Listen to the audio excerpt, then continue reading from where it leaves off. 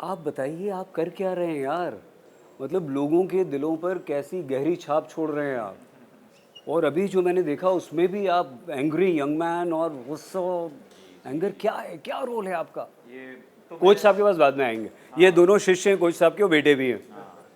तो मैं जो कैरेक्टर प्ले कर रहा हूँ उसका नाम है देव।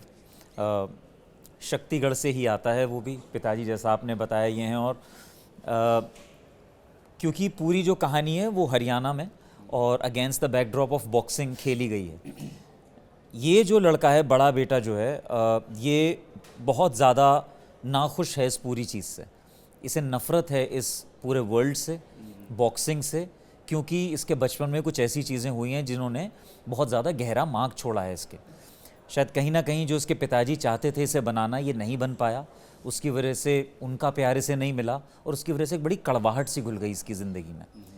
तो एक ऐसा इंसान जो कि अपने आप से नाखुश है, दुनिया से नाखुश है, उसे पता नहीं वो क्या चाहता है। ऐसे में उसे शक्तिगढ़ वापस लौट के आना पड़ता है, एक ऐसी वजह के लिए जो कि अपने आप में बहुत अच्छी बात नहीं है। उसकी बहन के लिए उसे लौट के आना पड़ता है, गुड़िया के लिए, जी बिल्कुल। वहाँ से कैसे पुरानी चीज़ों के साथ फिर से सामना, उन रिश्ते नातों से फिर से आंख में आंख डाल के बात करना, बहुत अनकंफर्टेबल सिचुएशंस हैं।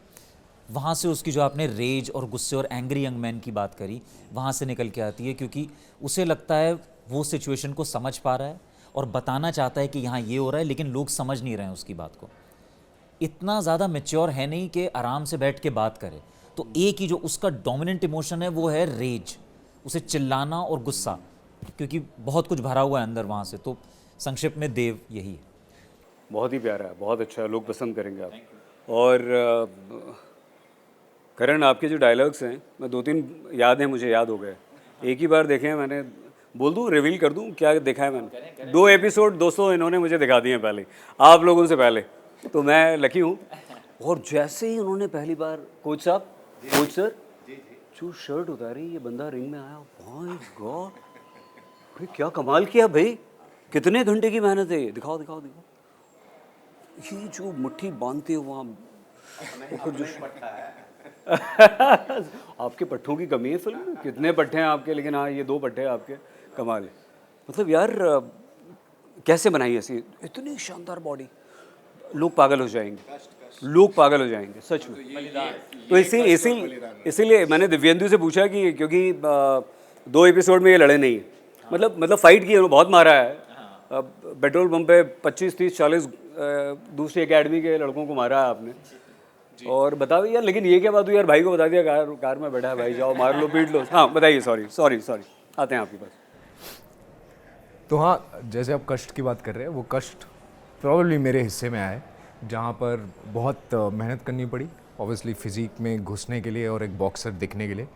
और पहले मुझे लगा कि मैं सालों से फिट हूँ, अच्छी बॉडी है, तो मैं आराम से कर लूँगा। बट मेरा पहला दिन जब मैंने बॉक्सिंग की ट्रेनिंग स्टार्ट करी, तो मुझे समझ में आया कि मैं कहाँ पे खड़ा होता हूँ, मेरी औकात क्या है। बॉक्सर बनना बिल्कुल भी आसान काम नहीं है। एक बॉक्सर आप सिर्फ दिख नहीं सकते, आपको बनना पड़ेगा स्क्रीन के लिए। तो मुझे स्क्रैच से सब कुछ स्टार्ट करना पड़ा, टेक्निक सीखनी पड़ी, स्पीड पे काम करना पड़ा, स्टैमिना पे काम करना पड़ा। क्योंकि हम बैक टू बैक अगर एक्शन शूट कर रहे हैं और बॉक्सिंग शूट कर रहे हैं, तो मैं नहीं चाहता था कि अगर मैं थक जाऊं तो शूट थोड़ी देर के लिए रुक जाए। I just wanted to shoot. और बहुत मज़ा आया एक्चुअली ये करने में, इतना मज़ा आया कि मैंने बॉक्सिंग को अपनी ज़िंदगी का एक हिस्सा बना लिया है। और जब से हमारी शूट कंप्लीट हुई, आई थिंक 1 साल तो हो गया कंप्लीट हुए हुए, तब से 1 साल हो चुका है। 1 साल हो चुका है, यस। तो तब डिले से क्यों हुआ भाई? करण, डिले क्यों हुआ? डिले बिल्कुल नहीं। अच्छा, डिले नहीं, सॉरी, चलो हम डाइवर्ट कर रहे हैं। This is like the normal process. So sorry. Yes.